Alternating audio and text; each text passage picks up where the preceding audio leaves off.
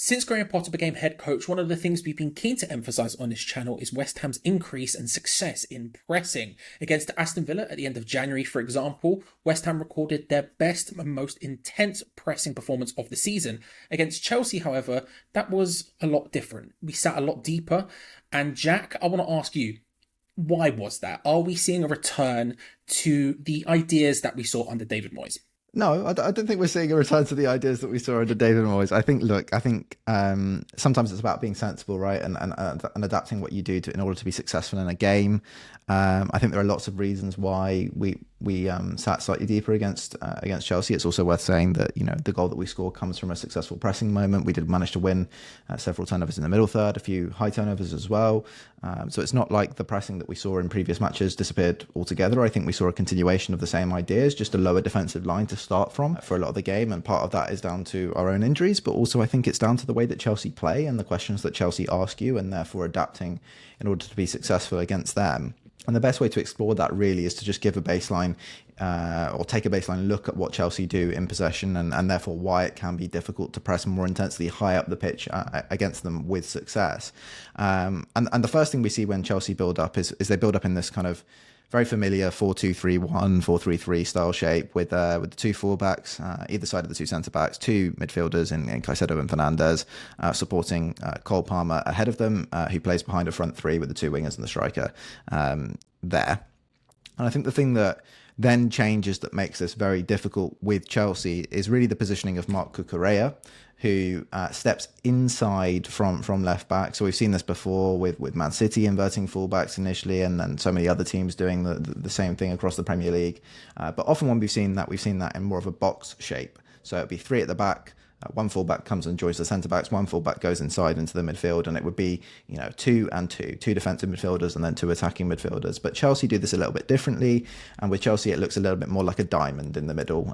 So more of a 3-diamond-3 rather than a 3-box-3, and that's with Cucurella and Enzo Fernandez playing a bit more like 8, either side of Moises Caicedo playing as more of a 6, and then Cole Palmer kind of in a free role. He's a number 10, but he can kind of float around and look for space and try and be active and become impactful in the most dangerous areas of the pitch for Chelsea. Obviously, he's Chelsea's best and most dangerous attacker, so they want to get him involved as much as possible. And a lot of this shape is about pulling opposition defensive structures around, and particularly to the sides, which is what Fernandes and Cucurella can do so effectively, as they pull midfielders away from each other, and therefore open up that space to play through the centre to Cole Palmer, who can spin and then do what Cole Palmer does, score goals and create goals, particularly for someone like Nico Jackson, who's very good at pushing in behind the defence as well, exploiting space in behind the opposition defence. This then also, you can see how much it stretches in the final third with Fernandes and Cucurella really pushing on to kind of the same line as Palmer, and you see how wide Enzo Fernandez is, how wide Marc Cucurella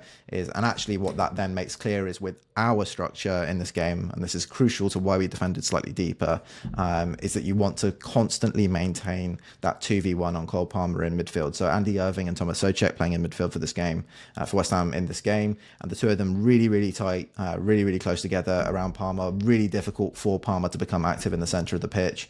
You can see also the three centre-backs, Kilman with Jackson and Cresswell and Sofal either side, to really help constrict that central area of the pitch, make it very difficult to play in there. And actually where the space opens up is in that gap between Sofal and Kudus, between the wide centre-back and the winger for a player like Cucurella to exploit, or for a player like Enzo Fernandez to exploit on the other side. Typically, if you usually would want to deal with this more effectively and make sure that these players don't become active in those spaces, you might split those two central midfielders a little bit wider. But obviously against Chelsea, you wouldn't want to do that. You want to maintain that safety and security in the centre of the pitch. So you can see in this example, so far I'm noticing where Cucurella is. But I think the big thing that you see in the first half of this match, and one of the main reasons why West Ham were quite so successful in the first half of this match, is that Cucurella doesn't necessarily present the same danger as the other players that we've been talking about. So not quite as dangerous on the ball as Palmer, not quite as dangerous on the ball as Fernandes, not quite as dangerous in behind as players like Jackson and Madueke. So as much as this is probably a little bit of a problem to have that much of a gap between Kudus and Sofal, and Chelsea do manage to play into it. Actually, Reece James manages to find that pass through into the space for Cucurella. You can see that really Cucurella's first thought when he gets into these kinds of positions is just to find Palmer anyway, and then you can immediately see look how many bodies we have around the ball, around Palmer. It's going to be very difficult for Palmer to do anything with that. You've got Souček, Irving, Kudus, Soler, Emerson, Cresswell, Kilman, Sofal, and Wan-Bissaka all in that central area of the pitch, all able to converge around Palmer, make it almost impossible for him to kind of shift one way or the other and get a shot off. So that's really the main and most important thing in terms of blocking up the central area of the pitch. And then if we move to the tack board, we can see that what that then also does is it really encourages Chelsea to play wide into their wingers. So from the wide centre backs out to the wide players. And then the big thing there for Chelsea is I think their wingers, whilst they are very, very, very, very good players, when we compare them maybe to the very top end elite wingers in the league for title chasing sides. So I've got Bukayo Saka here and Mohamed Salah, two players that we know are just absolutely incredible in the Premier League, always deliver. I think one of the key things to pick out here is, just how much of these radars they're covering. They're right out there in the 95th plus percentile for so many of the different attacking metrics. But Bukayo Saka producing almost 3 key passes per game, and Mohamed Salah producing 2.3. So lots of shots being created by their actions on the pitch at all times. And then if we compare them to the Chelsea duo, I mean, immediately we can see just how much smaller the coverage of the radars are. I mean, these are 2 excellent players and these are 2 very good radars still. But again, when we look at the key passes, 1.78 for Jadon Sancho and 1.51 for Noni Madueke. Good players, but not necessarily providing the same amount of volume as some of the other elite wingers. So when we're looking at where the stress points are and how we want to defend and what we're most nervous about when we play Chelsea, I think there's generally a feeling that maybe we're a little bit more comfortable allowing them to play to their wide players. They don't produce at quite the same rate as the other elite teams. And we're much more concerned about players like Palmer in the middle of the pitch and making sure we're safe and secure in there. Yeah, that makes total sense. Then I guess the next question that would be obvious would be, I guess, if that is going so well and the plan was working, then what did Chelsea do, what that allowed them to turn the tide of the game? Well, if we head straight back across to the tack board, I mean, I think the first thing that we can see, I've changed some of the names on here, and Chelsea brought on a lot of talent in the second half. I think that's the first thing to say, and everything we have to then talk about comes in that context, right? Chelsea brought on some incredible players, Malo Gusto, Christopher Nkunku, Mark Guiu, Pedro Neto, and I'm missing someone, but lots and lots of talent brought on in the second half for Chelsea. I'm not missing anyone actually, because the last change was Trevor Chalobah right at the end. And I think the first thing to talk about really then the effect that has on West Ham is that instead of Cucurella coming inside into this narrow position where he's playing in kind of the 8 spot, receiving the ball in those tight spaces that we looked at, and when he does receive the ball in there, he's firing the ball across into Cole Palmer and hoping that Palmer can create something. He's actually now often holding the width. There is a rotation after Nkunku comes on between these 2 players. So Nkunku was happy to go to the outside and be on the inside, where Sancho was very much pinned to the width beforehand. But more often than not, we saw Nkunku more in the centre of the pitch and Cucurella more to the outside of the pitch. Pedro Neto comes on and is on the right-hand side. By this point, after the second lot of changes, able to be probably a little bit more aggressive. That's more his style as a winger, someone who wants to dribble directly at people, wants to create something every single time he gets on the ball. Just a slightly more aggressive winger than someone like Sancho, who was on the pitch to begin with, maybe a little bit more attention focused, different relationship with risk, maybe more likely to go back into the midfield, back to the defence, and make sure that Chelsea keep the ball and can build pressure that way. I think Guiu as well, instead of maybe being someone who wants to run in behind, a little bit more of a focal point 9, someone that maybe wants to receive the ball, maybe wants to be more of an impact or more of a threat from crosses, from high balls into the box and stuff like that.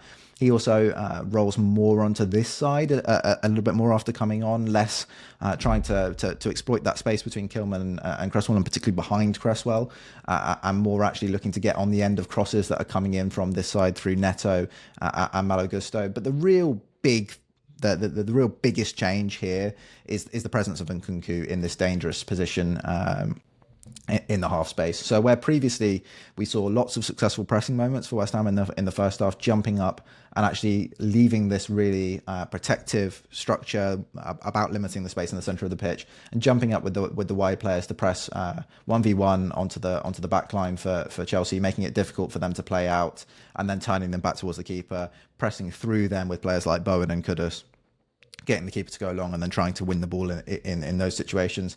By the way, something that would have happened if Stuart Atwell had called a foul when Levi Colwill pushes Bowen off of the ball in the build up to the first goal. And where this was maybe more possible in the first half, when Marc Cucurella is taking up this position, I think big difference with Nkunku is there's a lot more nervousness about what Nkunku can do if he receives the ball in that space. So it's not that he's going to receive and immediately try and find Palmer because he hasn't maybe got the skill set himself to score a goal or generate a chance. Now there's two threats in this space and Nkunku's someone that can score, can generate chances himself. So a lot more nervousness about that, and therefore instead of players taking these advanced positions in pressing moments, actually what we see is Bowen, staying very close to Caicedo, probably pressing more alone when he's jumping out instead of the wingers coming to support him, and actually could have staying tighter to the midfield too.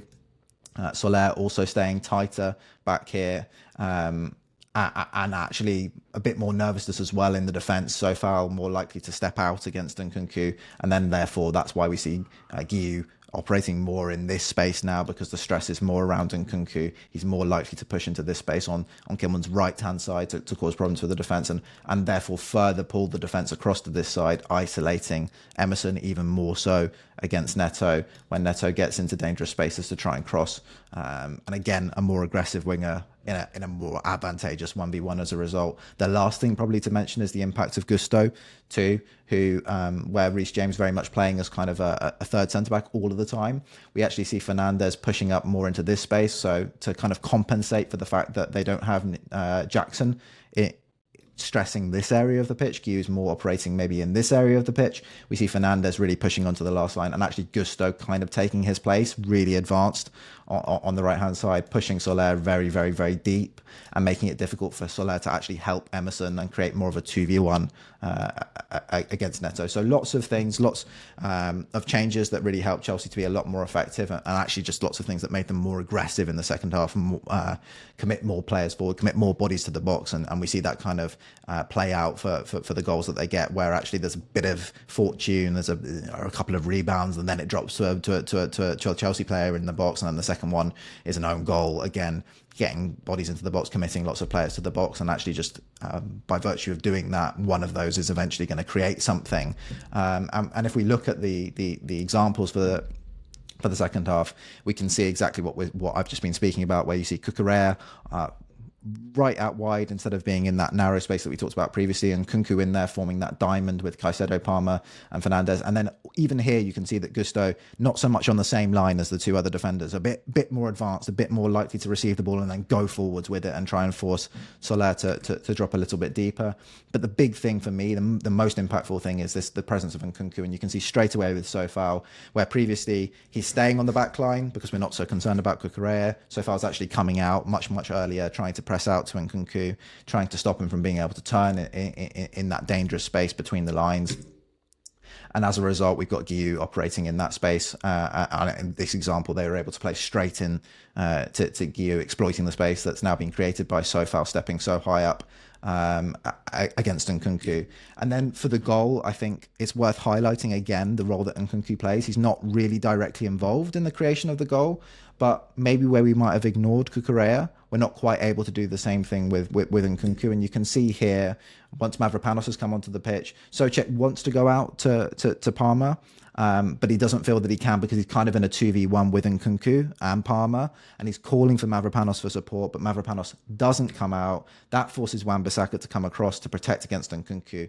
That leaves the wide space open, so when Souček does try to go out to Palmer, Palmer is able to dribble down the outside, get that cross in, and they're very fortunate in the end. It bounces off Wan-Bissaka and goes in. But the kind of thing that we didn't really see so much in the first half from Palmer actually, a lot of the time, if we go back to the attack board, Palmer often actually dropping out to these kind of spaces to get on the ball really deep because he wasn't able to get involved here. But now with Nkunku, you can see much more stress for the midfield, players getting pulled around. It all becomes a little bit wider, all becomes a little bit more disjointed, and the space opens up a little bit more for Palmer to become more impactful, exactly where he is really very dangerous.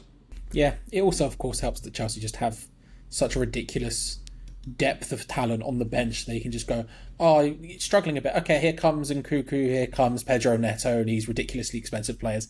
It is what it is. I think the fact that, given the fact it was a minor coin flip either way in terms of like, oh, well, if this decision went for us instead of against us, we still could have got a result there. I think that's a huge thing. And if you want to hear us talk more about the Chelsea match and just West Ham in general, patreon.com/Analytics United. The link is in the description. I would highly recommend you check it out. We've got a whole bunch of videos over there covering the Chelsea game, including Extra Time, which is a bonus bit of the breakdown, which you may have already seen on the channel, along with post-match Q&A and just loads of other things going on. Patreon.com/Analytics United. Link is in the description. All the way into the weeds, where we discussed things like Elan versus Robbie Keane. We went real in the weeds this week.